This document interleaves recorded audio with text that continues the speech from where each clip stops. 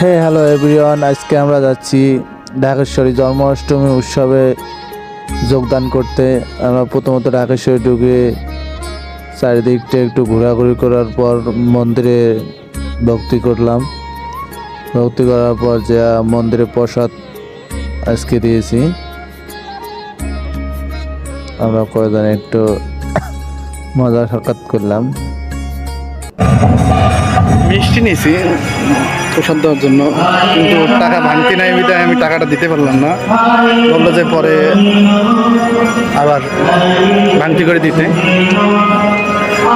প্রসাদ দিয়ে ভক্তি করে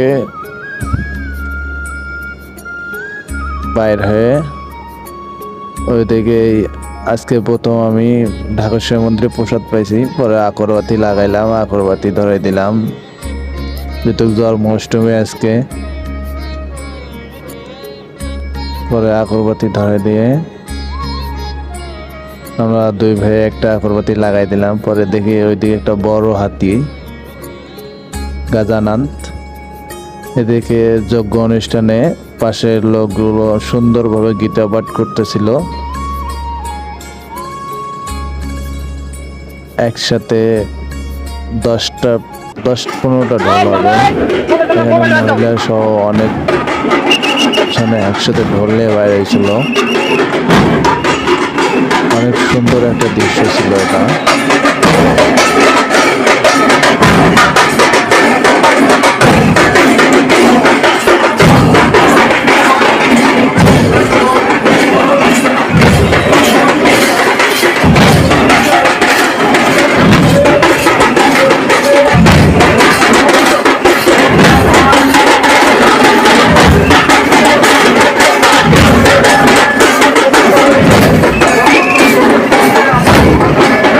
এইদিকে দেখি রথের মধ্যে ছোট কৃষ্ণকে রথে উঠাইতেছে, অনেক সুন্দর দেখাচ্ছে,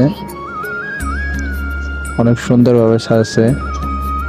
আমরা একটু ভিডিও করলাম, চারিদিকটা ঘোরাঘুরি করলাম। দিদিরা অনেক সুন্দরভাবে সাজুগুজু করে জন্মাষ্টমী লেখা হাতে নিয়ে দাঁড়িয়ে আছে।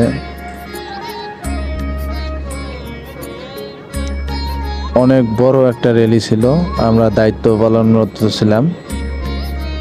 আমরা 4 জন গেছিলাম আমার এখান থেকে। অনেক দূর ঘুরছি।